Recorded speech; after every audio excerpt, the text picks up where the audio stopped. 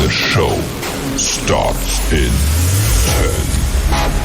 9, 8, 7, 6, 5, 4, 3, 2, 1, go. What's up, guys? What is up? Welcome back to Deck Talk Podcast. We got a pretty good episode coming on here tonight. It is just going to be Deck Talk Podcast chat with Norman and Colin tonight. But I'm Colin Burnett. And I am Norman Lee. Man, what is going on, everybody? Glad to see everybody's back for another episode of the Deck Talk Podcast. You know, we haven't done one of these chat with Norman Lee's in a while. We've had pretty much a guest on every week here for the past month and a half, 2 months, man. But it's going to be good just to sit back and talk fishing again with some of our viewers, man, isn't it? Oh, man, it is going to be great. I've been looking forward to it. What's up, Dennis?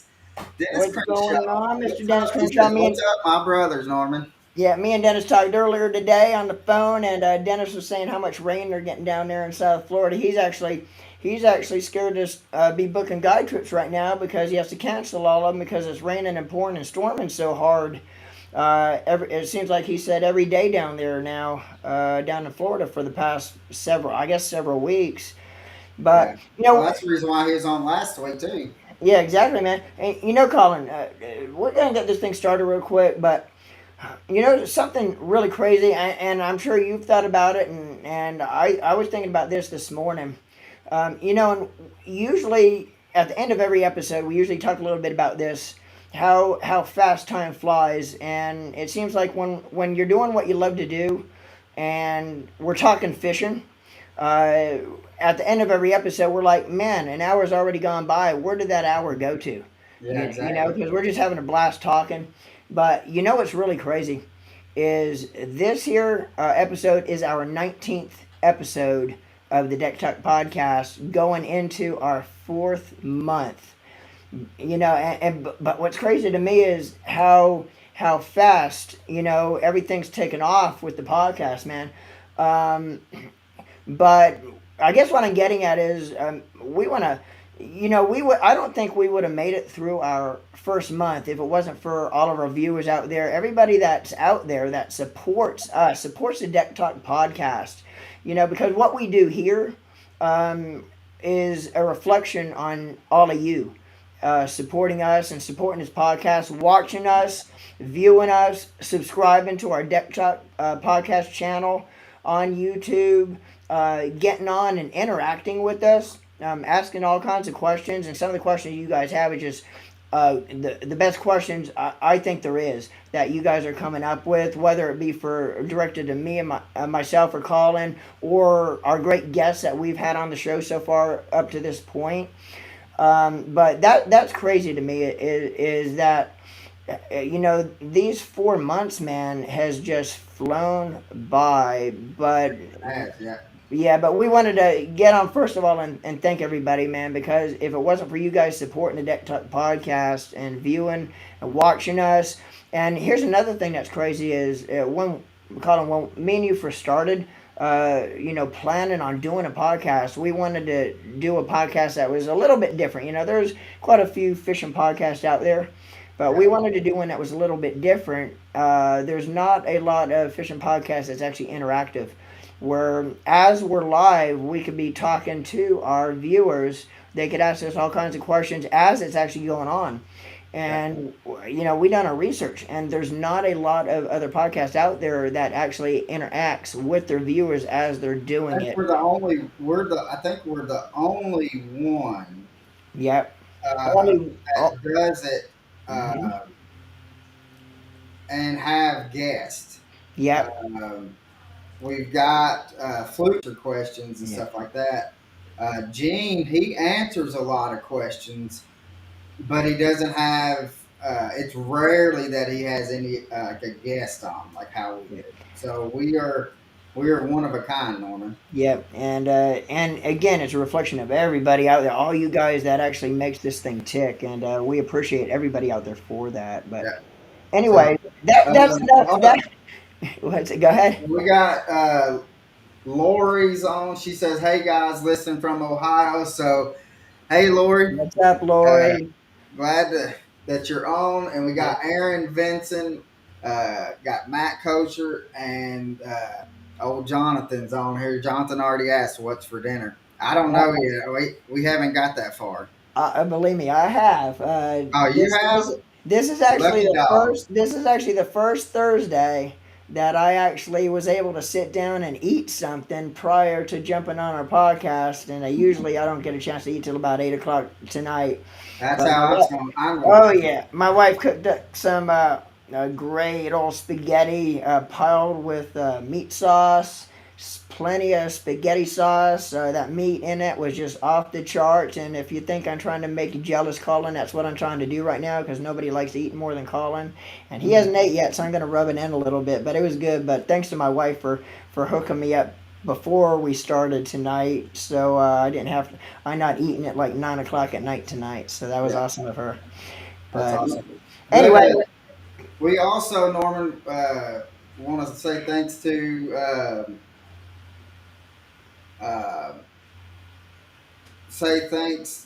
our viewers, but we also want to say thanks to all the guests that we've had already. yes, But we also want to say thanks for the companies that have come on and sponsored us yep, through the podcast already. yep. Um, and the ones that's coming here in the future too. So, Exactly. And if it wasn't for the people that help support us, whether it be and support support Deck Talk podcast, whether it be our great viewers we have out there or the companies that want to support us as well, man.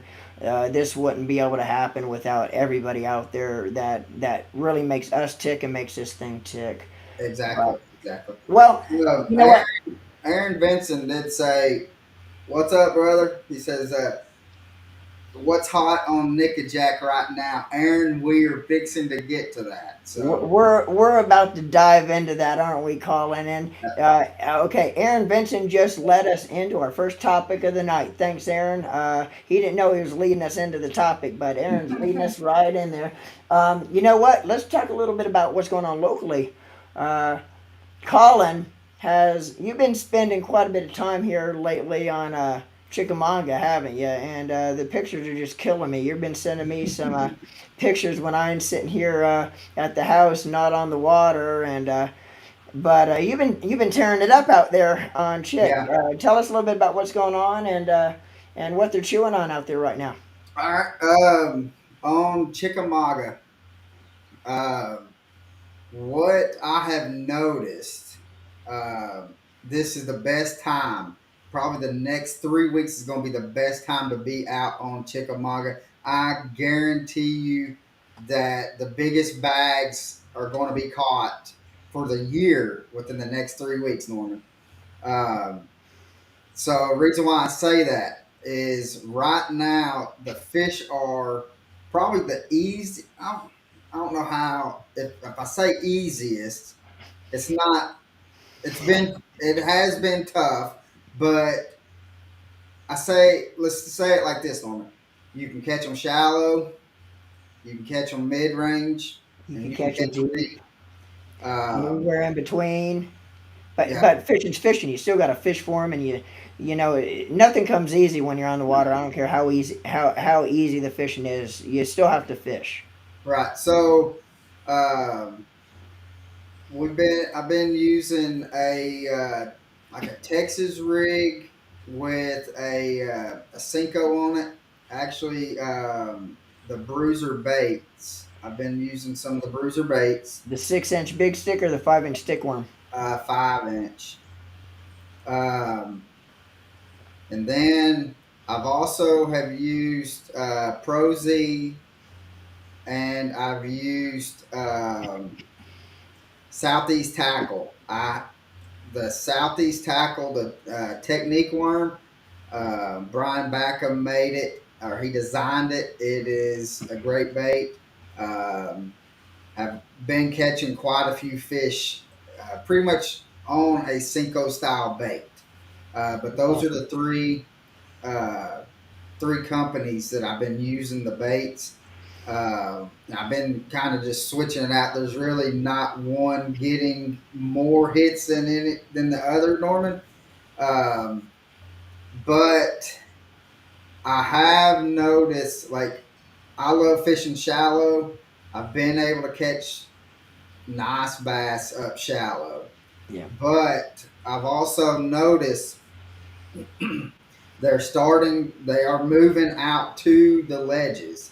Um, and I have noticed that there has been grass coming in, Norman, in between 12 to 15 feet. You can start seeing that grass coming in nice.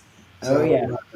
that's just nothing but good. I mean, I want to say that this is probably the best grass that we've had in a long time coming in this early. That's incredible. And Um, so as long as TVA or TWRA does not come in and spray, we're going to have a heck of a year.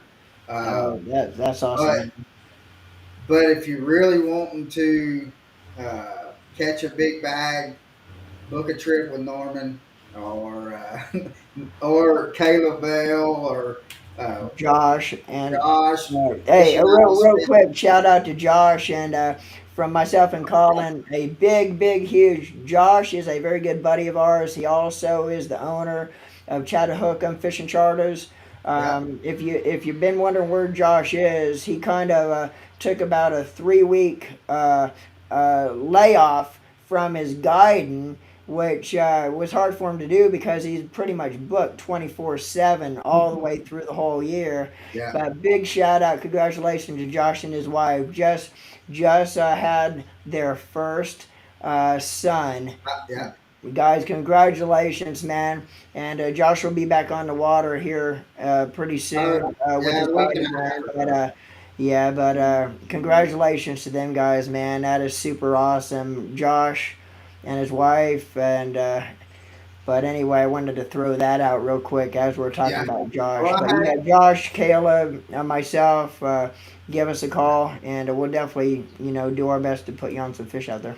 yeah, and if Caleb he did get in, he got in that accident and stuff. Somebody Yeah. rear-ended his boat. So he does. I talked to him yesterday, um, and he actually bought Gene Fluke Master. He bought Gene's old aluminum craft. Okay. So he's got a new boat or a new to him boat, but it's still practically a new boat. Yeah. It's not even. I mean, it's probably about a year and a half, 2 years old. But Yeah. so uh, Caleb is going good with it. But Norman, let's talk about though kind of the baits also. Uh, Also been using a swim bait, um, but um, on the ledges, you're gonna love this. This is gonna fit right into your neck of the woods. Right now is the perfect time to for you to be out there and dragging a Carolina rig with that big nasty. Um, you don't know how much tempting you are to say, "Here you go, Colin. Finish this episode," and me walk away from this camera, and you'll hear my truck with the boat behind it peeling out of the driveway heading to Chickamauga. Yeah. So, but and then some deep cranks off of the ledges have been doing pretty good. Uh, Getting back to the swim bait. So tell everybody, how do you rig your swim baits? What kind of hook are you using? Are you using a uh, weighted hook in the belly or a yeah, jig it's a hook? weighted hook, and I also been using. Um, let's see if you can see. Crap, I'll take it out of the package. Um, I've been using this underspin. That's awesome. Yeah. This underspin is actually from uh, Lurch's Lures. His underspins. I really enjoy throwing his underspins. They seem to hold up pretty well. I also will throw uh, Fishtails. They make their own underspins. Uh, I like them also. Um, And also but another one I'll throw into the mix too is check out Bruiser Bait. Bruiser Bait has a underspin, and oh man, gosh, I wasn't prepared for this one, and the name is slipped my mind of what the underspin is called. But Bruiser Bait has an underspin also. Actually it's one of the only underspins that they're actually doing it with the tungsten metal oh yeah, just and I remember the seeing belly of the them. hook versus Those are lead. in place. Yeah, Yeah, I haven't seen many underspins that's actually using tungsten other than bruiser. yeah. And one of the ways an underspin works, just very similar to a spinnerbait actually, is you get that bite triggered off of bouncing off of stuff, whether you're up here bouncing it off of rocks or on Lake Fork bouncing it through trees Yeah. or on I just been, Chickamauga throwing it through brush. It's the way it bounces off stuff that triggers that bite, and that's how that tungsten works over like lead. You get that different kind of a sound when it knocks into stuff. I Where, bet I bet go ahead. that tungsten underspin from Bruiser will do very well with how I'm throwing the underspin. I'm putting a 2.8 Kitech on it, or actually, let's see if I got some right here. Here's the belly weighted one that I'm Right? using. I got these are actually from Driftwood, and this is Driftwood's version of the Kitech. I got you. I really like there, and that's the ones that I've been throwing. This right here, Good looking uh, setup.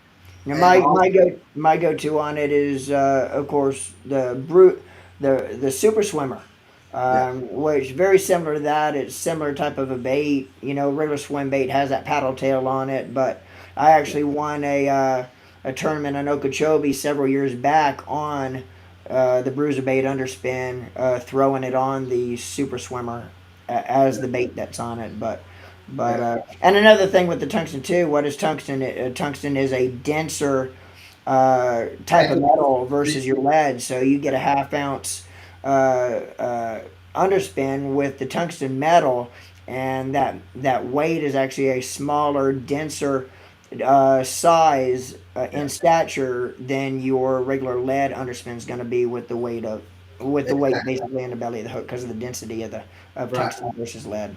But on the underspin, that Lurch's underspin, I'm putting like a 2.8, the Driftwood, the 2.8 on there, throwing it out, letting it sink, and I'm just slow roll. I'm not picking it up. I'm just letting it just slow rolling back. How Back deep are you? Yeah, how deep are you fishing that in? do it. How deep are you throwing it? When you let it go down, are you fishing it deep I'm like water? Or? when I'm throwing, it's going all the way to the bottom. But I'm normally fishing probably. I throw up to the bank out to about 12 foot, and you know, Norman, that is That my year. go-to depth is up to about 12 foot. And that's the But cool thing with Chickamauga is typically if you use that pattern 12 months out of the year all year long, that same pattern will work. yeah, yeah, and it will. Just crushing it, keep your boat set about like you said about 12, 13, 14 foot of water, and typically a lot of areas you're going to be in casting distance of the bank, Yeah, and that pattern actually you could catch fish on that type of pattern pretty much yeah. 12 months out of the year. And so, but I did get the driftwood belly weighted swim hooks or swim bait hooks, the driftwood swim baits, the lurches underspin. I got it all at Jack's Bait and Tackle.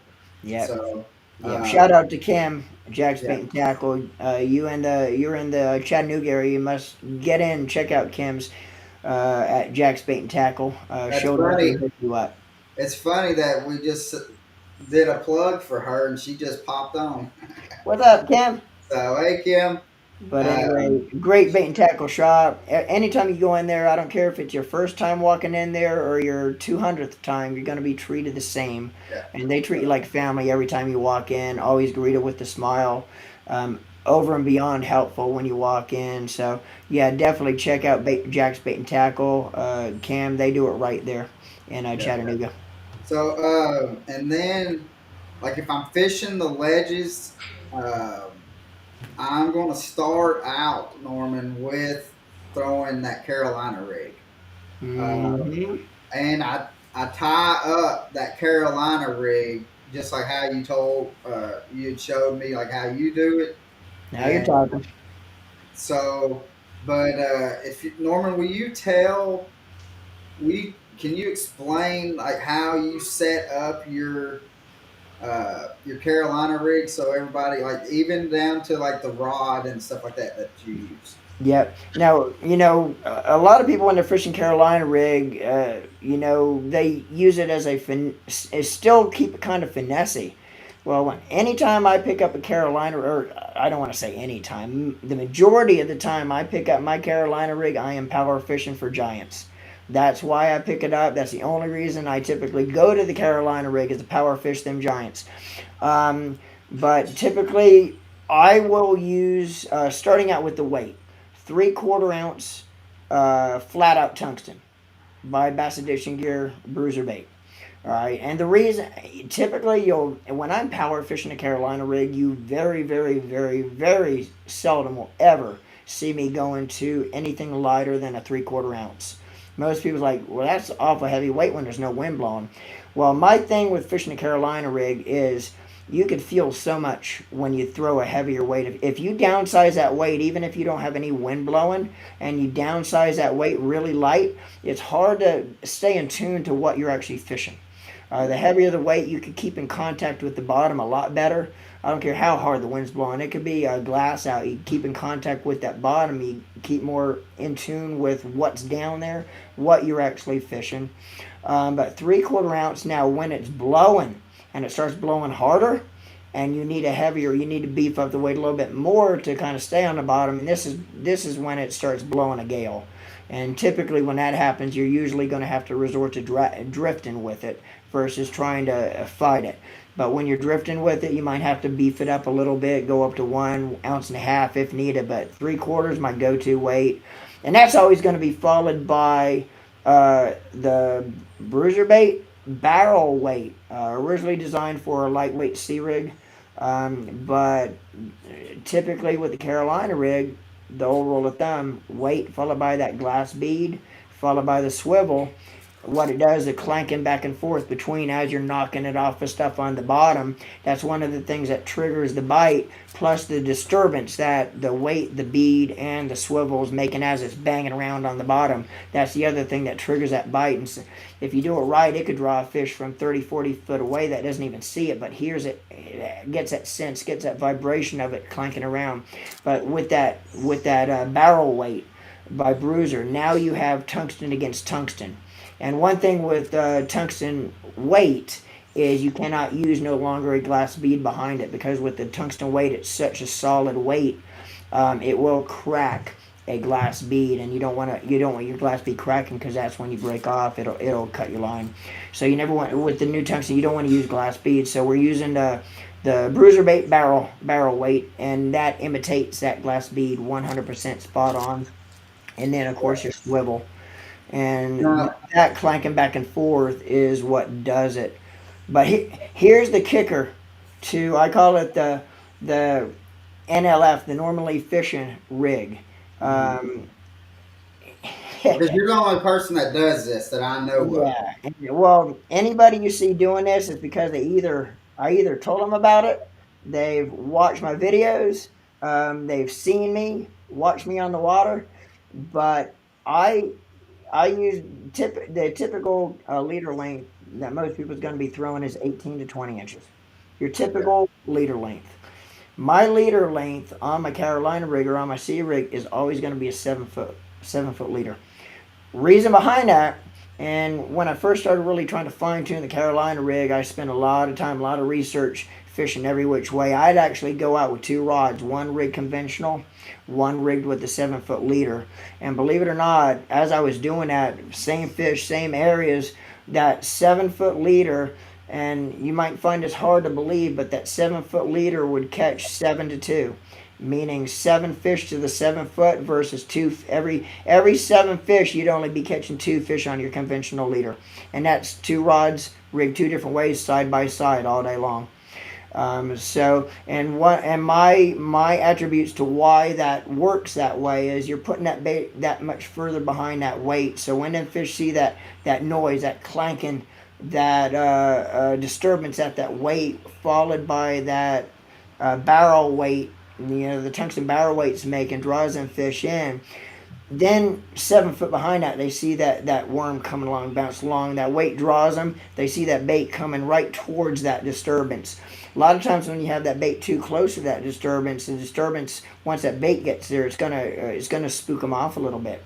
It's too close to where that disturbance is when they see that bait. So the two of them too close together kind of offsets each other. Where you set it back a little bit further, it's a little bit more distance from when that clanking, that noise, that disturbance is coming along, from when that bait's tracking slowly behind it, and then fish will light it up. But that's the rig. If you've never tried it, you never threw it, get out, try to throw it. And I will add one more thing to it: casting it. Once you get good at casting it, man, you could cast. The biggest question I have pertaining to that rig is how do you cast it? Because it's such a long leader.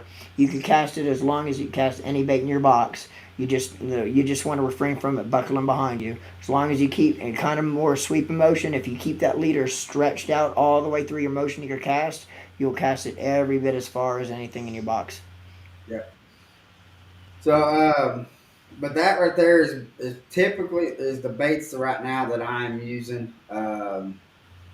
My dad's been going out there catching them on a stick bait and on a little curly tail on a Texas rig. He loves Texas rigging, but he's been tearing them up. He went out there this morning, Norman, when I was working, and he only was out there for a couple hours, and he said he caught 5 keepers, so can't beat that. Yeah, I told your dad earlier today. He gave me a holler, and yeah, he said his last 3 trips. And remember too, Steve's when he's not out with you, he's going fishing from the bank too. Yeah. And that just goes to show that it doesn't matter if you're fishing from the bank, no matter where you are. Go to your local farm pond. It doesn't matter if you're fishing from the bank or fishing from a boat. You can still go out there, have fun, and catch fish. And I think Steve said his last 3 trips he's caught multiple limits in the day, and that's all fishing from the bank. Yeah. So, but that's what I'm looking at. I'm going offshore. I'm looking 15 to 20 foot of water, Norman. And that grass is starting to come in nice. Oh yeah, and about 15 foot. So yeah. And if anybody knows a little bit about colder climate, even though we're not cold like you get up north, but we're still a colder climate here in Tennessee during the wintertime. Any grass type driven lake, all the grass, whether you hydrilla, milfoil, and Chickamauga has a little bit of both, or a lot of both, milfoil and hydrilla, kind of a mixture 50-50. But during the wintertime, when that water temperature starts dropping, it dies all the submerged vegetation off. And then as it starts growing back, it starts getting prime. And right about now, like you're saying, once that grass starts coming up off the bottom, it's nice, fresh, green, brand new grass coming up. And probably in another month, you're going to get some areas that it's just going to be off the charts. It's going to start topping out around the flats too. Yeah. But that's what I'm doing on Chickamauga.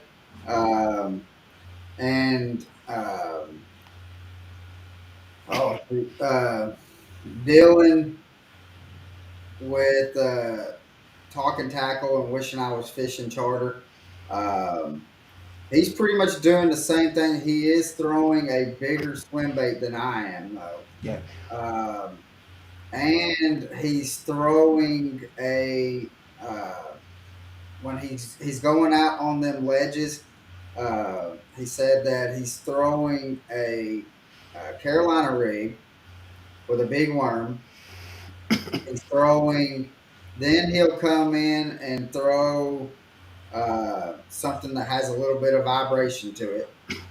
Then He'll go to a deep diving crank, and then he'll start a little bit finessing Yeah. it. And So he's kind of doing the same thing that I'm doing, or I guess we kind of say we're both kind of doing the same thing. He is doing a couple things other than what I'm doing. Um, so yeah. And that's kind of what's going on Chickamauga. another So thing, also Dylan, next time you see me on the water, come over, holler at me. I want to toss you a couple of the big nasties, which is they're when they're chewing offshore on that Carolina rig. I want to toss you a couple of those by Bruiser Bait and let you try them, see what you think. Give me some feedback on them. But the big nasty Dylan, they're a 14.25 inch, nastiest big bass, big bait worm I've ever fished. But next time you're out there and you see me, swing by. Let me toss you some in your boat so you could give them a shot. yeah, yeah. So, but Norman, you've spent a little bit more time. I've been on Nickajack here recently a couple times, but you've spent a little bit more time out on Nickajack than I have. So, what is going on right now on Nickajack? Yeah, man. Well, again, Nickajack is a current driven body of water, and when I say current driven body of water is and Nickajack's one of the only lakes or rivers, for that matter, river system or lake, but basically Nickajack's a river for the most part. It does open up into a lake, but that pretty much I've never seen one that actually 24/7 typically is going to have some kind of moving water uh, all parts of the day. So I mean, and that's usually you're going to have moving water out there. But the last now they're actually starting to generate a little bit more current flow here lately.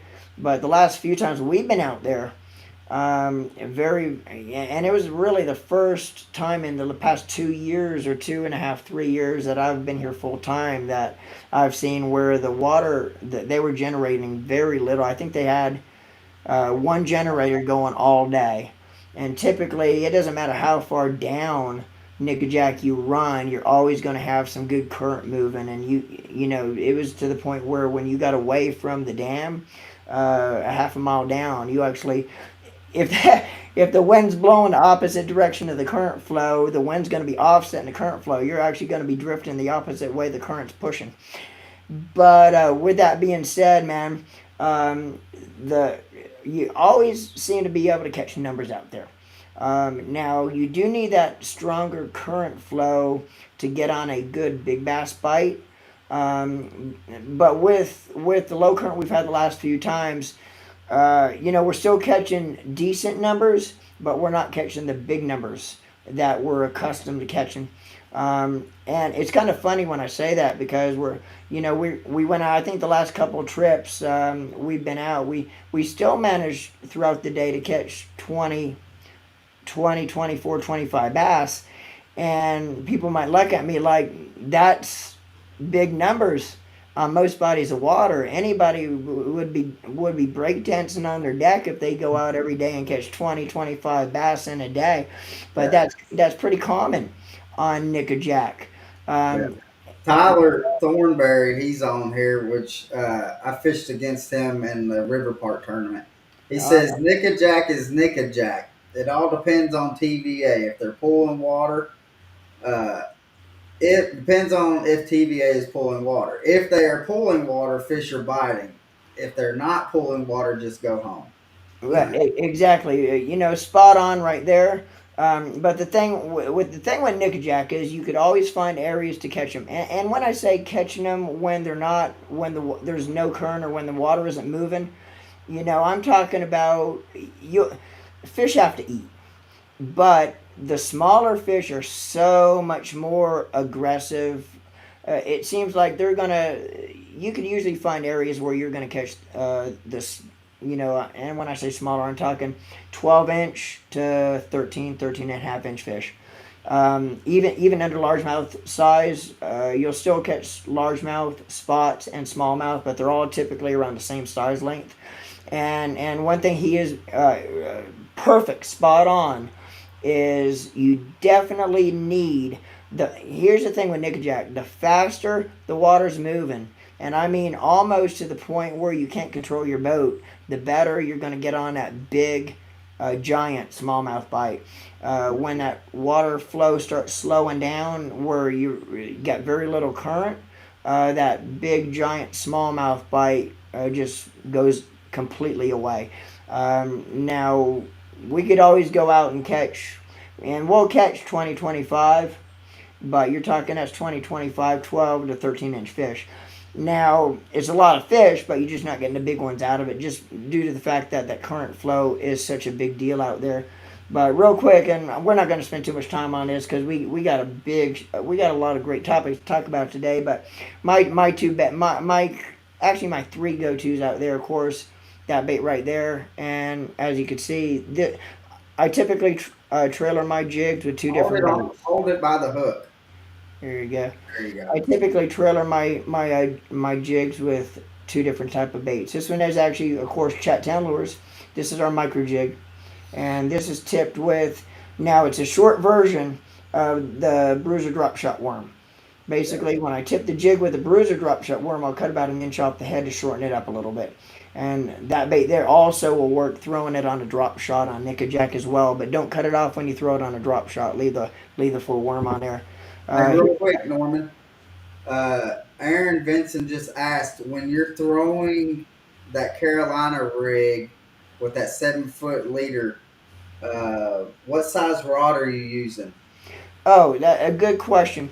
And I meant to get into that and kind of. I cut you off. I'm sorry. Yeah, kind of. Didn't get into my rods and everything, but I throw that rig on my flipping stick. That's the rod I use. Now, one thing I like about my flipping stick, and of course, I use the Power Core custom rods.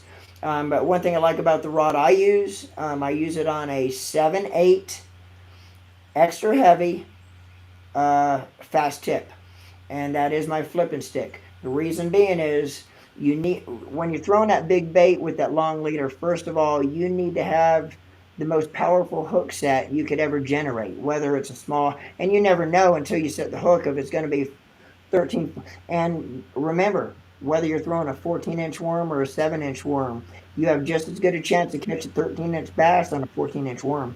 So you never know until you pull back on her if it's a smaller fish or one of them Chickamauga giants you always hear about. But 7 foot, my flipping stick, it's an extra heavy. It has a fast tip, which means it has a more sensitive, little bit better polybolical tip, which will help that rod load up easier, so you don't kind of get your clock cleaned when something hits you really quick. It loads up, gives you better reaction time to set up versus having a stiffer tip on it. Yeah, but that's my rod is my flipping stick. And remember, I'm power fishing with that bait. I'm going for giants, and you have to have that heavy power rod when you're fishing that style type of Carolina rig. Exactly. And Tyler said, don't underestimate throwing a buzz bait all day for the next 2 weeks. That is very true. Yep. But and also a spinner bait has been. I have not thrown any spinner baits. But I've been hearing a bunch of people catching them on spinner Yeah, baits. exactly. And once that hydrilla you're talking about on Chickamauga starts topping out, man, there's nothing like taking a spinner bait. Every place you find topped out areas of that hydrilla, you're gonna have typically a hard wall off that topped out pod, and off of that wall that on the edge of that topped out, you're gonna start having sparse, sporadic pods of hydrilla coming up different areas. Man, take a spinner bait. Don't be afraid to throw it in that hydrilla. That's one of the things with a spinner bait is you could throw it in the thicker hydrilla and typically slow roll it through. You won't get hung up. A lot of them fish are in that thick hydrilla. Just or rip a chatterbait. Or a chatterbait. Yeah, chatterbait and spinnerbait. When that hydrilla tops out, that's prime for throwing spinnerbaits, chatterbaits all around the topped out pods of that stuff. And even when you're in 15 foot of water and you see hydrilla on the bottom starting to come up, throwing a chatterbait, man, I've seen them fish come up from 15, 20 feet below and crush a buzzbait on the top, come up all the way from the depths below. Yeah. All right. So what else are you throwing on Nickajack? But the other thing, I'll show you one more. It's the same bait. This is a different color, but this. The reason I show you this, I have this one tipped, and this is actually my go-to trailer on these baits, which is the McMinnow. So I usually tend to throw both trailers on it, whether it be the Bruiser drop shot worm or the McMinnow. My third go-to.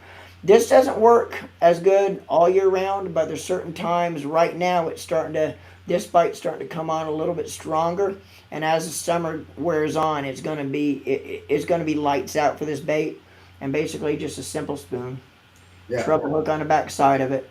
Now you can work this a couple of different ways on Nickajack. Of course, I like to bank bang with it, throw it around the laydowns, throw it around the rocks. On the bank, if you find any areas where you have eddies, where you have a point coming out, where you got that current flow washing around, that makes an eddy on the back side of it for an ambush point, man, you want to be throwing this. Usually on an ambush point, when them fish are set up ready to ambush bait as it comes by, them fish are ready to eat anything that comes in their sight as it goes around where that water flow is coming around, where they're sitting behind stuff. There's no bait better to throw when they're eating and ready to chew, when they're ready to ambush something. Yeah. Now, Norman, let's talk real quick of what we got going on Nickajack here tomorrow. Yeah, man.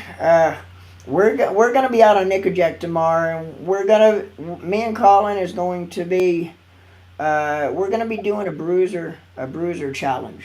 And what that's going to entail is me and Colin's going to be actually fishing MLF style, weigh and release, and we're going to have a little head-to-head competition between us. Here's the kicker with what we're doing is we're only going to have actually 5 different baits in the boat with us, and all these baits actually was handpicked by Mr. Steve Dial down there in Alva, Florida at Bruiser Baits. And we're going to be actually out with these baits that he handpicked for us, and we're going to have a little head-to-head competition, MLF style tomorrow, and it's going to be all about throwing these bruiser baits and catching fish. Yep. So that's going to be exciting. I'm excited about it. I got all my camera batteries charged up. We're ready to go. Yeah, keep an eye out for the video, of course. We're going to be filming it tomorrow, so the video probably won't be out for another month and a half, but keep an eye out for that. We'll keep everybody posted when the video is getting closer to come out. Yeah. But let's move on down the list here. How, because it's been a while since we done the chat with Norman and Colin. So if y'all have any questions for us, just feel free to ask it in the comments.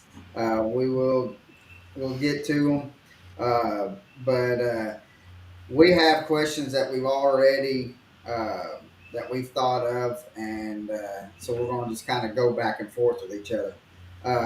First question I got for you, Norman, is how important is boat positioning when you're out there trying to catch some big ones? All right. Well, anyway, when I'm out on the boat and what I like to eat during the day. Oh, I'm sorry. That's the wrong question. I've been waiting for Jonathan. Sorry about that. No, anyway, that's an inside. We got somebody that always asks. Actually, it's Colin's brother-in-law that always has the question, "What do we like to eat when we're out on the boat?" So anyway, little inside track. Get off the beaten trail there. But anyway, boat positioning, man. Right? Was that the question, Colin? Yep, boat positioning. You know what? Boat positioning is probably the most important part of being able to locate bass on where you get your boat set up. And you know, when I say boat positioning, it could be fishing the shoreline, fishing laydowns, fishing ledge, dragging, drifting, fishing the river system. A brush pile or brush piles.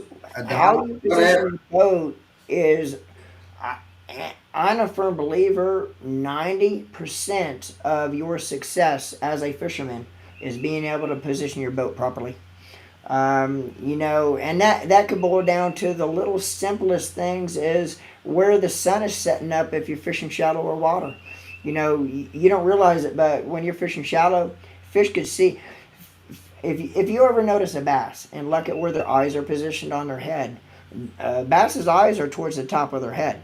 Okay, bass actually look up. They don't look straight. They don't look side. They don't look down. They're constantly looking that direction.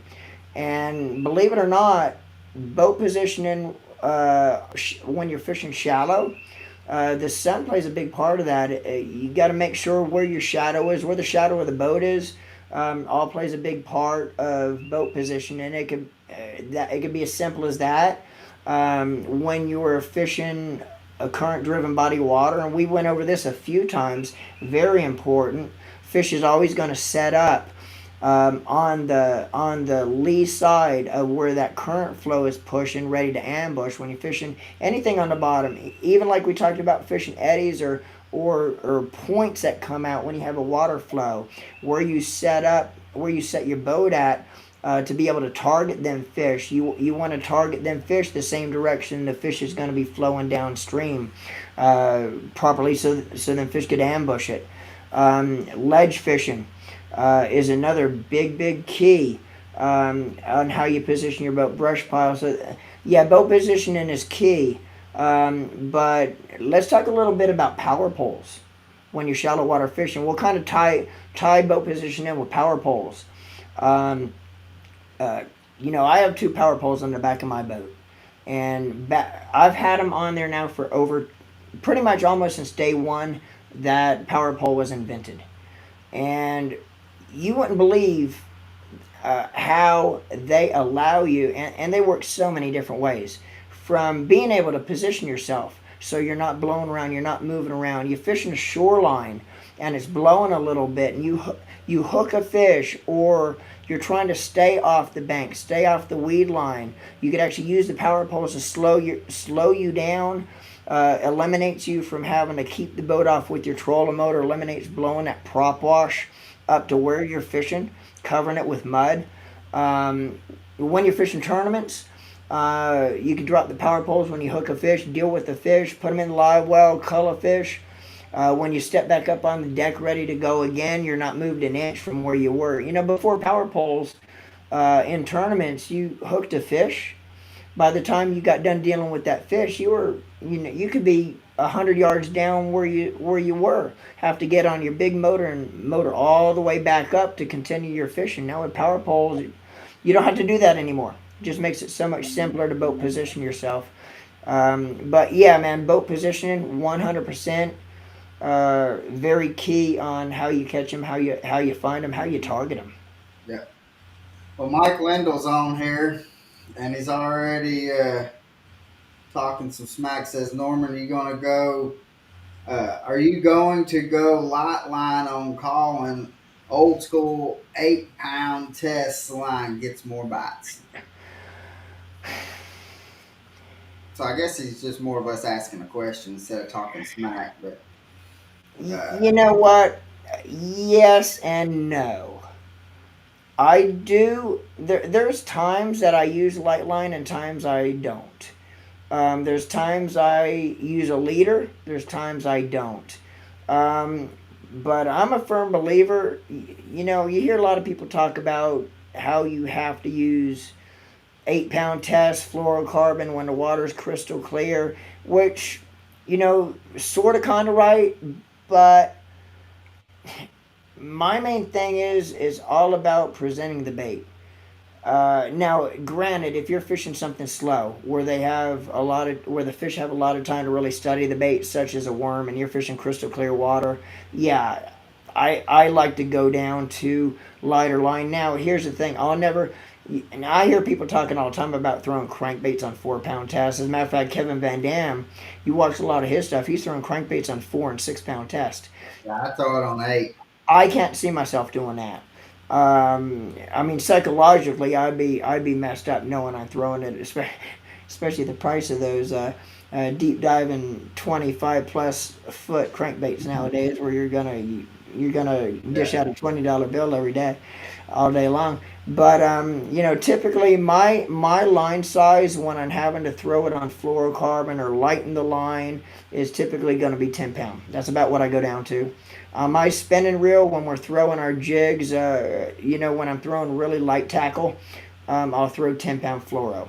And I do something a little bit different than a lot of people. Most people when they're throwing lighter fluoro on a spinner reel, they throw like your 20 pound braid off the reel. They don't. They put a fluoro leader on. I go straight fluoro right off my reel. And I've had people ask me all the time.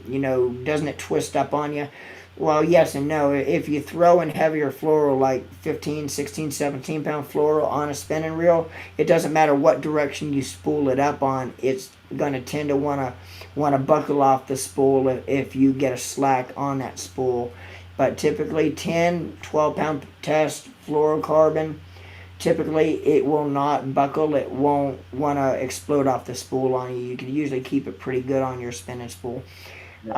I tend to now the only time I actually will go braid with a floral leader is if I'm fishing around a lot of wood, something like that, where I actually, but you need to lighten it up because it's clear type conditions where I need that no stretch, that sensitivity you're going to get with the braid for the bite. And the braid will give it a little bit more durability when you're pulling it against wood and stuff like that, where it's not gonna chafe as bad as like your floral would. Yeah. Well, we're already at 52 minutes, brother. So, Holy cow! What was I telling you before about how time flies, man?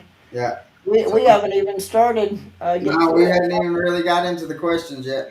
You're All right. talking too So, much, Colin. what do you, you got a question? I don't have a question. You have a question? Yeah, Yeah. We're you do have a question. I do.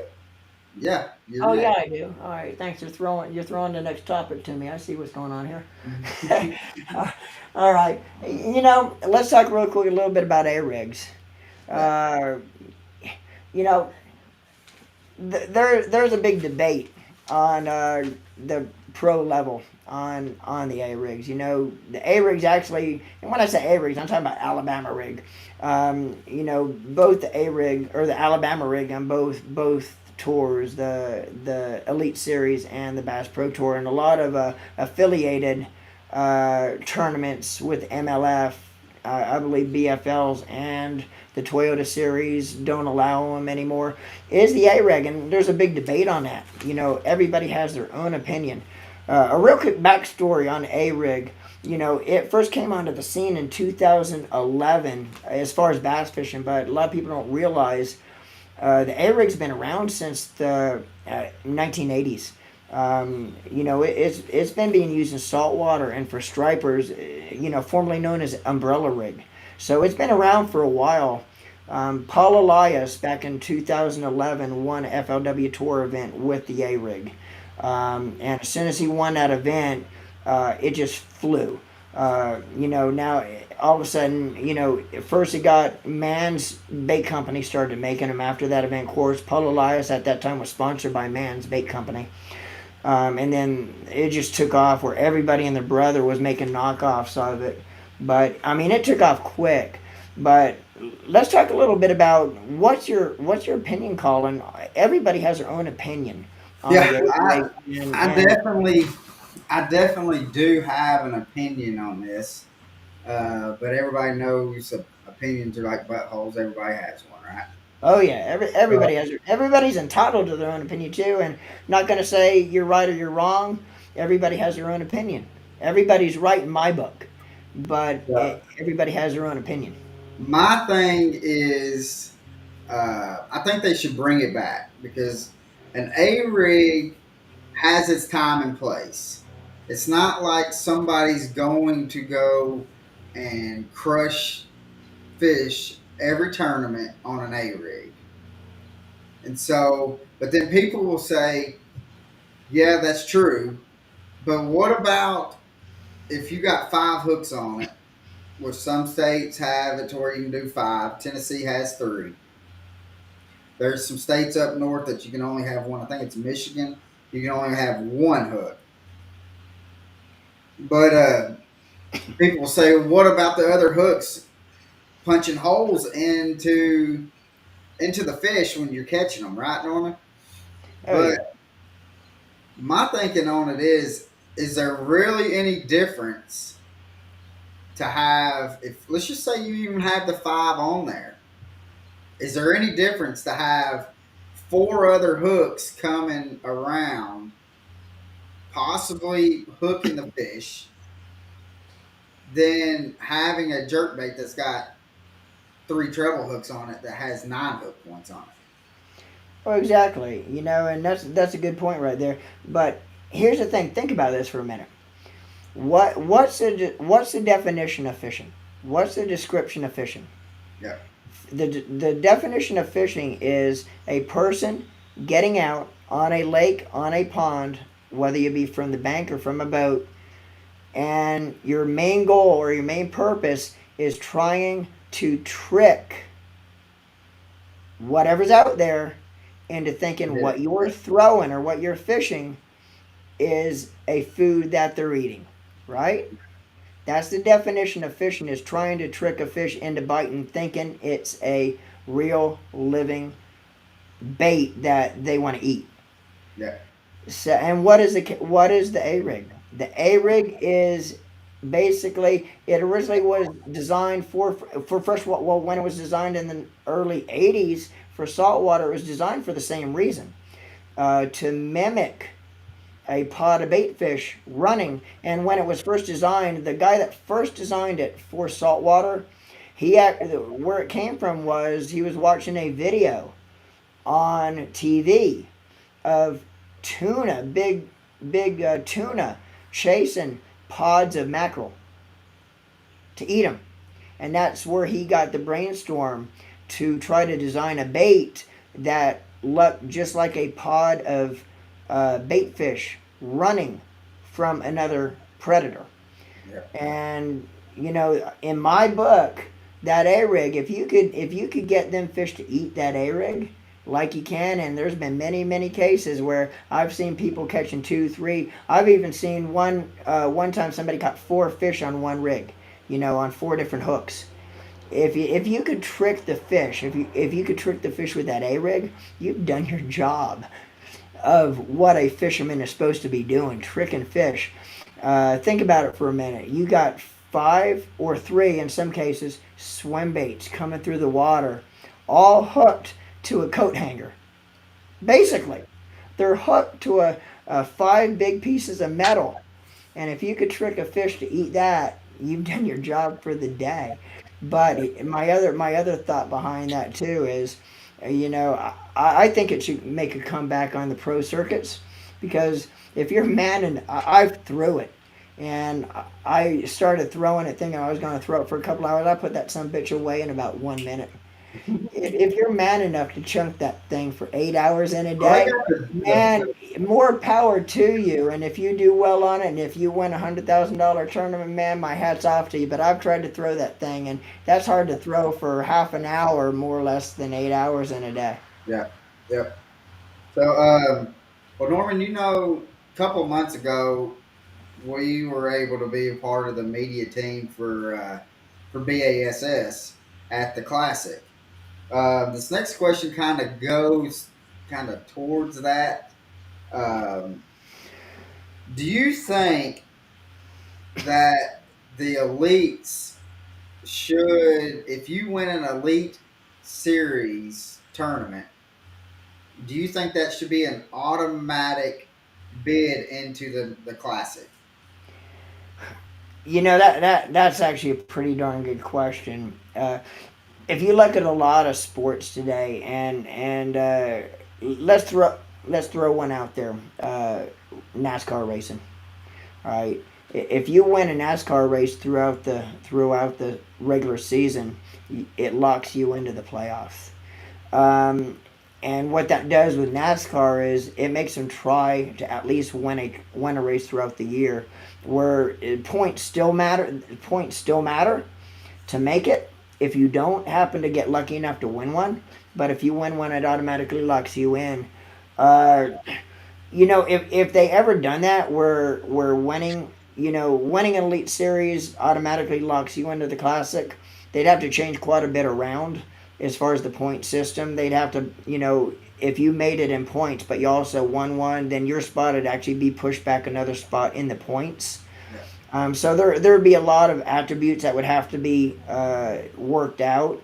But yeah, I think that'd be a pretty good rule if you win one, because that gives that incentive to actually get out. And you hear a lot in pro fishing today of points, which is right, because everybody's main goal is to make the Classic at the end of the year. That's what everybody's dream, everybody's goal is.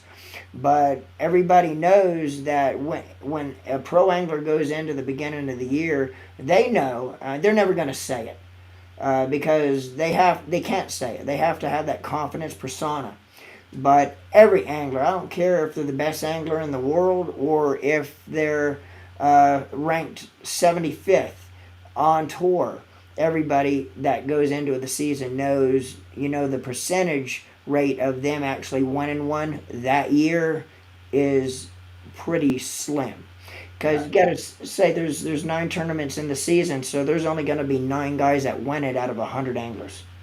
Okay, so yeah, my feeling is I would like that if you win an Elite Series event, that would automatically qualify them for the Classic. I think that'd be pretty good. I think it'd be a pretty cool. It gives them more to fight for.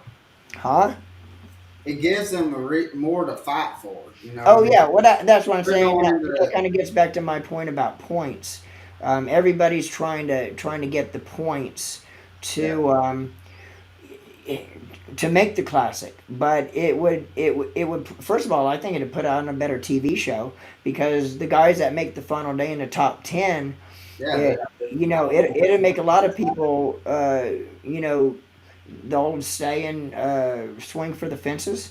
Well, I think if you were 10th place going into Championship Sunday, and you knew you might be 10 pounds off the lead, you might see more people swinging for the fences to try to get that win, knowing they already have the points coming in the top 10, so they already have the points that event.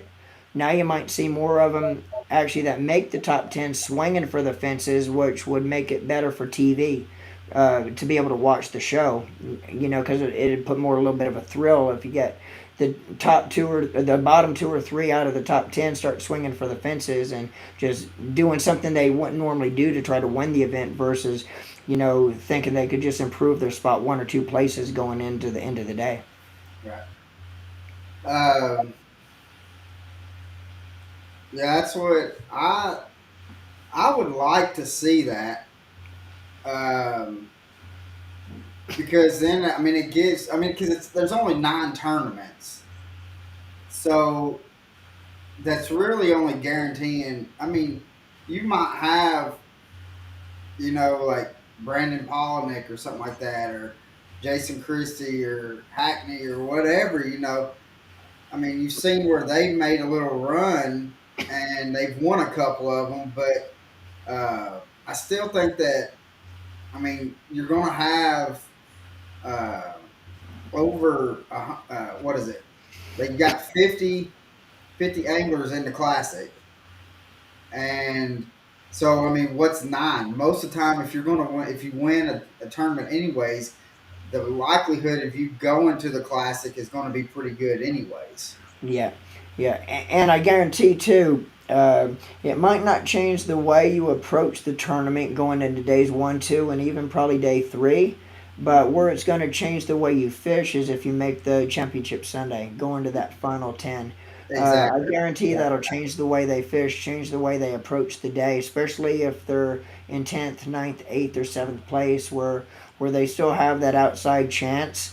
Where you got to think about it this way too, is if they're in 10th, 7th, 8th, 9th place, they still have a great points day to still get the points if they don't win. But now they're in position to try to swing for the fences, knowing if they pull off a miracle, they'll automatically be locked in. Yeah. So I I agree with you on that one, brother. Yeah, and let's talk now. Being that we're talking about the elites, let's bring up another. This is an arguable also, and I know what my stance is on it. And y'all can put y'all's feeling in the comments too, and we'll Yeah, read y'all them. let us know what you feel about what we're talking about as well, man. Let us know your opinions, and again, no opinion is wrong. Everybody has their own opinion, and Unless I it's don't think there's against any us, wrong right? opinion out there. That's what makes opinions so great. They're not wrong; they're just opinions. Right. Um, let's stay on the elites real quick. And this is also in on the Bass Pro Tour too. Um, Being able to use landing nets. Now the elites they don't use landing nets or the Bass. Now the Bass Pro Tour. Um, Very understandable why they don't, because the Bass Pro Tour that's how that tour first involved with MLF back in the day, before MLF even was. They were fishing what was known at first, before MLF bought, or I don't want to say bought, or took over FLW. Um, and that's how it first got generated, was fish care. They wanted to have an event where it was more about, not as much about catching the fish and putting the fish in the boat and competing, but more so of how the anglers really take care of the fish, whether they're fishing a 5 fish event or like the MLF does now, where they're weighing and releasing. So using the net with Bass Pro Tour might be a little bit more difficult, because then you got fish going in the net. It'll kind of take away from the letting the fish hit the carpet rule. So I could understand a little bit with the Bass Pro Tour why it might never ever go to landing nets, just because of the way that tournament's generated, as far as really promoting the care of the fish when they catch them. But the Elite Series, and I know my feeling on it. What do you feel about nets on the Elite Series? Nah. Absolutely not. I think, and this is just my opinion, is there anything greater when you're watching the lives? Is there anything greater to see somebody do a hook set and know that they got a big one, right? They get it up to the boat. Is there anything greater than seeing them do the football grab on one of them big ones and just have it like in a headlock kind of deal? Yeah, That's the best thing. I mean, that's the greatest thing on TV, I think. I mean, exactly, man. and it's making the angler a better angler. I mean, because anybody can go and net a fish, um, in which bass and even uh, the Bass Pro Tour and stuff like that, when they have their stuff on TV, it's all about a visual effect. And so, one, if you're netting a fish, you cannot see really how big that fish is in the net until they pull it out. But then if they're not using a net and they either lip it or they do the football grab, you're seeing that fish coming up out of the water. That there's nothing. I think that's the best thing that they have. I mean, with doing that, that's just my opinion. Again, And I'm kind of right there with you on that one, man. Um, as far as making them better fishermen, spot on, absolutely 100%.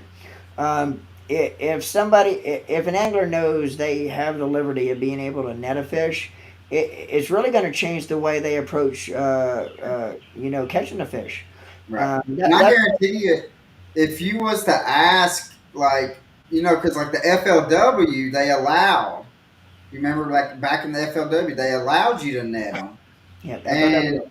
the anglers that came from FLW to BASS, if you ask them what's the hardest transition to do, I guarantee you, I won't say all of them, but there's a good portion of them that's going to say having to grab that bass at the boat.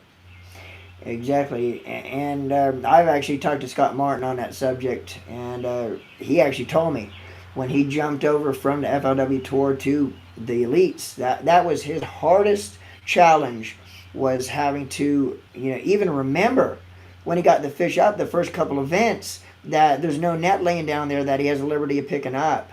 But yeah, it changes the way they approach catching a fish. If they know they have a liberty of having a net right there, there'd be more of a percentage of guys just trying to horse them to the boat knowing they could dip them. Where, it makes it better for TV as well, as far as making the show or making the television show, because whether they're power fishing, even power fishing, it's going to make them try to keep that fish on a little bit longer, and not horse him as much, because you have more liberty to horse a fish when you know you can net her, and take that chance. You're not going to rip that hook out of her knowing you could get her in and get her up with a dip net, versus getting her to the boat, and the next thing you know that fish wants to take a dive. Oh my goodness, and you could just see the pressure on these anglers when they have that 5 pound fish at the side of the boat, and all of a sudden they get a new life, and you could almost read how they are thinking when that fish goes down, like, oh my goodness, please, no, no, no, no, no, and then when they get them up, and it's a different kind of excitement when the fishermen get them in the boat after being able to either lip them or cradle them, versus when they're able to dip them. You see, since they can't net the fish, man, when that angler gets that 5 pound fish in the boat under his arms, I guarantee you it's a different excitement that you see coming out of that angler versus if they just had him in a landing net, and it makes for better TV too at the same time. Exactly. So, next question, Norman. Um, and to the viewers and stuff. If you take the top 10, excuse me, anglers from the elites and the top 10 anglers from the Bass Pro Tour, how do you think that's going to come out? Oh man, because that's going to show. Really, I mean, at that time, it's going to show the best of the best. That's a tough one, and as much as, man, that could you imagine how many viewers and the ratings that television show would have if they actually but had they used to do that though, top right? 10 against not with the Bass Pro Tour and elites. And here a little backstory about the Bass Pro Tour and elites. When MLF kind of took over what formerly was known as FLW. The Bass Pro Tour was by invitation only. And all of or I don't want to say all, the majority of your household big names that was formerly on the Elite Series was invited to come fish the Bass Pro Tour, which the Bass Pro Tour is the top pro level on MLF Series now. But there has been a little bit of dissension between MLF and BASS because of that, where they drew a lot of the big names. And at first, they were afraid that they were going to lose a lot of their fan base, a lot of their ratings, especially when it came time for the Classic, because all the big names now, that jumped the ship over to the Bass Pro Tour was no longer there, no longer competing in the Classic. Well, with that being said, that never happened, man. Bass is up doing as good, if not better, than it's they broke the record here. The Series just broke the record in Knoxville for the amount of people they had at the Classic. But getting back to the question, man, that'll be a tough one. Now, one thing I will say, and if you kind of see me kind of beating my way around the main top of the question, I probably am, because I got friends on both sides that so I'm kind of trying to beat around the main part of this question. But another side story to that question too is now you're seeing a lot of the guys like Gerald Swindell, and there's as a matter of fact, the Bassmaster Classic winner a couple years ago. The reason the reason that Jason Christie left the Bass Pro Tour and requalified to come back to the elites wasn't because he wanted to come back and fish the elites, is because he never won the tournament that he dreamed of winning as a kid, which is a Bassmaster Classic. So now, 4 or 5 years removed from when this all happened, now you're starting to see a few of the anglers that made the jump over to the Bass Pro Tour starting to try to trickle back. And another good name is Bobby Lane. Or Iconelli did the same thing. His dream growing up in New Jersey was to be a part and win, which he did, the Bassmaster Classic. A lot of these guys, when they jumped over to the Bass Pro Tour, really missed that one tournament of the year. But another good name is Bobby Lane. Yeah. He's going through the ranks of the opens this year, so he could requalify. And here's another thing too: these guys that are actually coming back to the elites, and Bobby Lane is a good. He'll be back on it next year. Yeah, Bobby Lane's a good example of this. The guys that jumped over to the Bass Pro Tour and now are starting to want to come back to the elites because of the main reason because of the Bassmaster Classic. That's what they always wanted to fish as a kid. They can't fish it no more. They're starting to want to come back. Bobby Lane's a good example. Bobby's going through the ranks of the opens this year to requalify. So it doesn't matter if your name is Bobby Lane or Kevin Van Dam. Now I know Kevin Van Dam's retiring this year, and congratulations to Kevin, man. He's one of a kind. Arguably the best angler in the history of bass fishing. But another good example is if Kevin Van Dam decided, which he never did or never probably would, now he's retiring, but throw out his name, if he decided he wanted to come back and fish the elites again after jumping over to the MLF, he would not be, I don't care what his name is or who he is, he wouldn't be able to go right back to the elites without going through the opens first to requalify to fish the elites again through the opens. So you got a lot of guys coming back, but I guess you're going to put me right back to that question that I don't really want to answer because that'll be a tough one.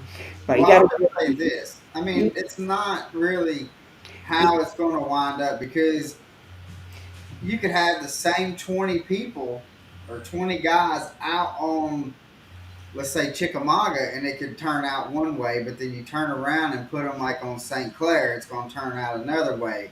You're going to put them out on Rayburn, it could turn out another. There's really no definite answer of what really is going to happen.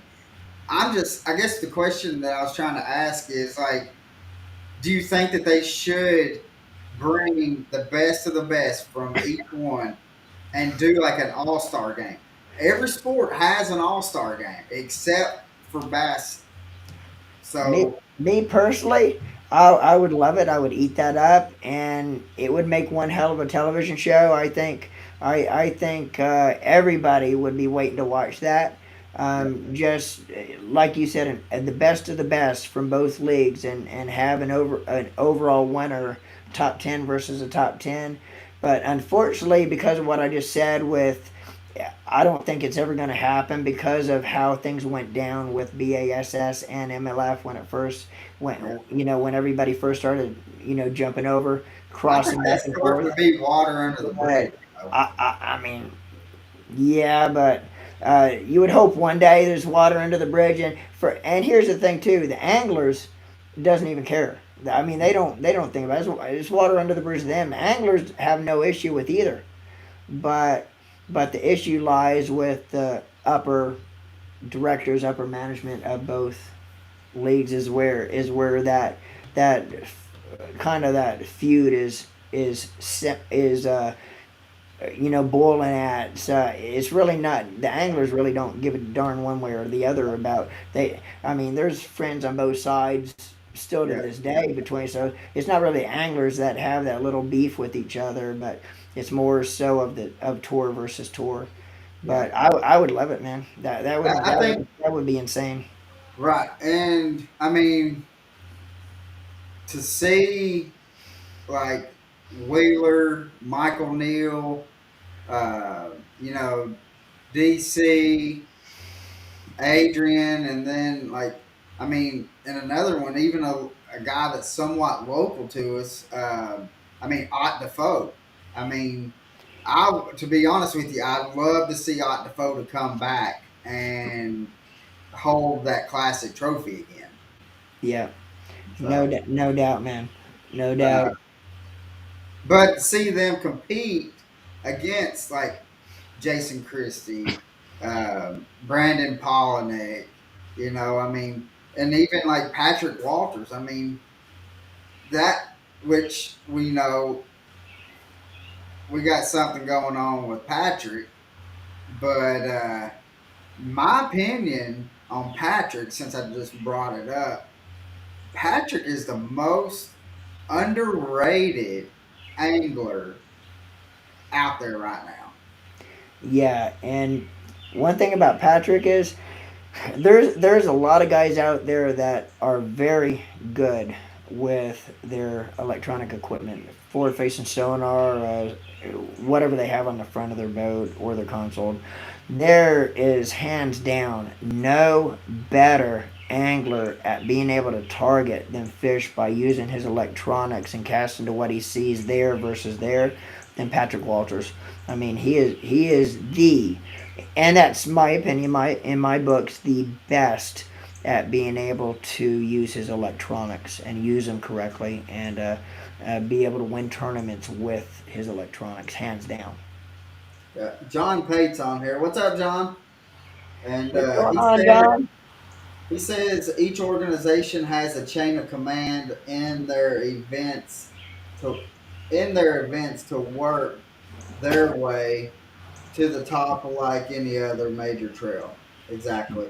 But we're just wanting to be able to have top 10 from BASS and the elites go against Yeah. the top 10 in the Bass Pro Tour. That would be a show to where I would, I mean, how many people, that might even get more people coming to that event than even what the last classic did. Yeah, that would be epic, man. I would go. I Yeah. mean, I I would drive to. I would make a drive across the United States if I had to see that, because that would be one tournament that you would want to go to, Yeah, and for just to sure. see how it went down. I mean, could you imagine the best of the best fishing head to head against the best of the best? And to make it even more epic, how about the top 10 from each division?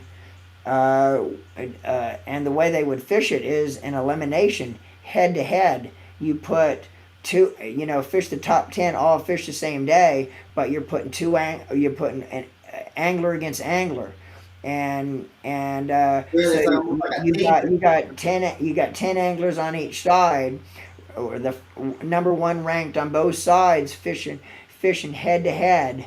Okay, and each angler would eliminate the other at the end of the day. So you're going to break it down kind of like in a bracket system. So you're actually getting head to head competition between two anglers, one from each side, but all 20 anglers is on the water at the same time.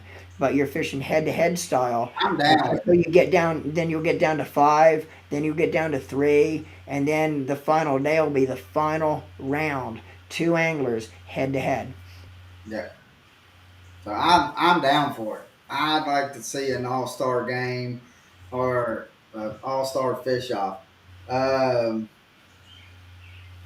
he says if you John Pate says if you really want to have an interesting tournament, have them fish the same lake and take away the electronics and see which one comes out on top. Which one can come out on top is going to be the real fisherman. That's true. You remember we talked about that here in one of our first episodes Yep. about taking off, even just putting on, going back and putting the flasher. If they just had the flasher, that's it. Yep. That would be, yeah, Yeah. I'll be down for that too. We talked about it, and basically tournament, getting back to your roots event. Yeah, All of us started out when we came up as kids. We didn't have all this $2,000-3,000 units sitting at our disposal, nah, and most of us still don't. Nah. You know, so yeah, I about called Matt Robson. He just got he's got a new brand new. units put on his boat, and I about called him up, said, "Hey, can I have them other ones?" Oh yeah, yeah. He just got a new one. I think his one console unit went out, so he had Yeah, no choice. But yeah, he just installed a new unit. yeah, Uh, but yeah, that would be pretty cool. Head to head, getting back to your roots tournament. You're not the only electronics you'd be allowed to use is your regular basic sonar. yeah. No GPS. If you can't find your way back, we'll come looking for you. But yeah, that would be cool. Getting back to your roots Give and him the old paper maps. yeah, they're old paper maps that nobody uses. Triangulate your points. I got a whole file cabinet of paper maps, and I don't think they came out of that file cabinet the last 8 years. Now that I have my electronics, I don't think I've looked at one. I could remember sitting back at the hotel years ago with that paper map laid out on the table the night before, a practice day, plotting out all my areas on that paper map, man. Thinking back about that, I'm like, damn, them were the days. Now I catch myself sitting in the mosquitoes the night before the tournament with my big GPS screen up, trying to plot out what I'm gonna be doing next day. Back in the day, I used to be able to sit back in the hotel room. Yeah. You can tell when my buddies are on here. My buddy Rusty said, "What's the price for ribeyes?" I So, don't know, uh, but it sure sounds good. yeah, yeah. So, Norman, we got to get you over here, you and Tanya, and we'll grill out. Yeah, So, man. Yeah, speaking of steaks and stuff, but Brick, breaking that new place you're at, man. Come over, yeah, have a little housewarming party. yeah, we've been here almost an hour and a half, Norman. So, um, let's kind of start wrapping this thing up. Last question, which it's the last question we've asked everybody that has come on here. Um, but we've never asked each other this question. Um, if you could have one person on your boat for one day that is living or have passed, who would it be, and why would you want them on your boat? You know what? I'm gonna go a little bit off the rocker here from what most people, talk about. Back in the day, uh, it's not no, it's not hidden. I'm a big Buccaneers fan today.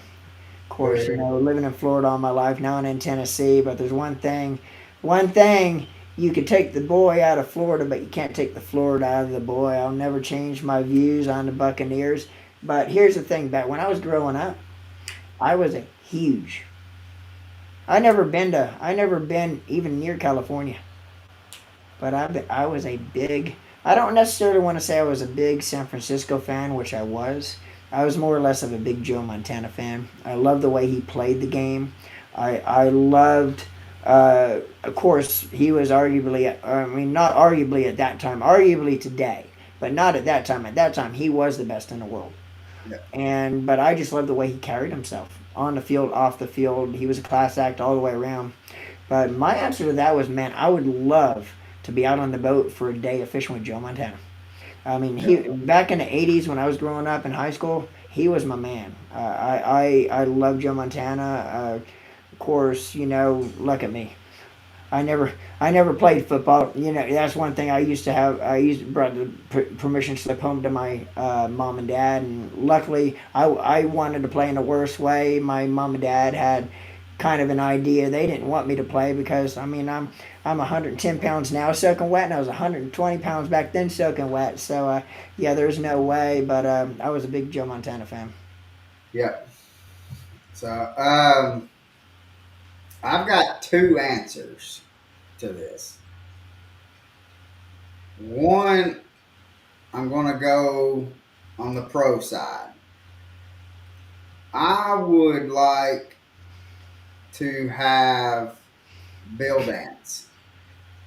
Good answer. Um, just one to be able to talk to him out on the water, because there's no greater or better way to find out what somebody's thinking when they're fishing than being out on the boat with them. Uh, so I think I would love to have Bill Dance on there. Yeah. Maybe one day we can make that happen, Norman. Exactly, man. One thing about Bill Dance too is uh, he is going today just every bit as strong as he was 25, 30 years ago, dude. I Yeah. mean, every time I've seen Bill Dance today, and you met him for the first time last year at ICAST. Now Uh, I met him before. I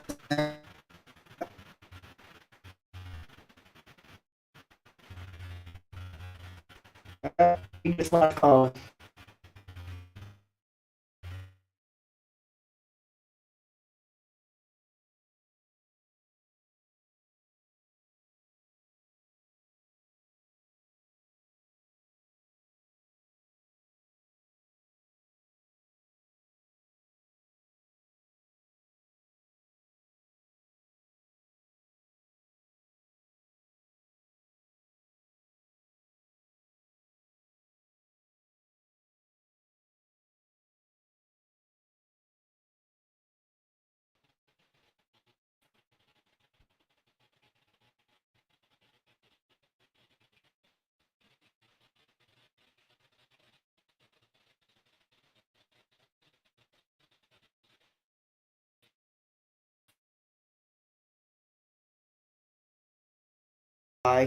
For the elites next year. So, anyway, we're looking forward to that episode. And there he is back. I just closed it out for us, buddy. We lost you there for a minute. I lost you, Yep. but Well, I lost you. You disappeared, or did I you dis disappear? yeah you disappeared on my end too. Well, anyway, once we watch this back, we'll see who disappeared who. Yeah, As of this point, I just closed it we out. both I on told the him, yeah on the Facebook we both disappeared. You went first, and I went, and then you stayed frozen, and uh, then I came well, back. I must have just closed the podcast out maybe to nobody then. So let's try that again. I was just telling everybody about our next week's episode.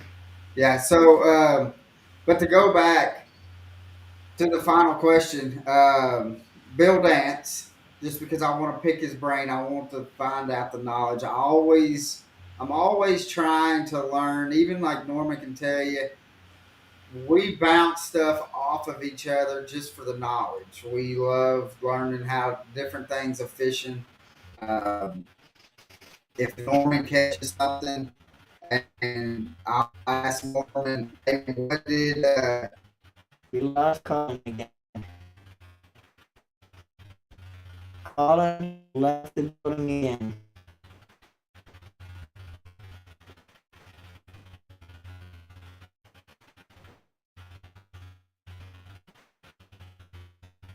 I don't know if you can hear you seeing Colin right now. Anyway.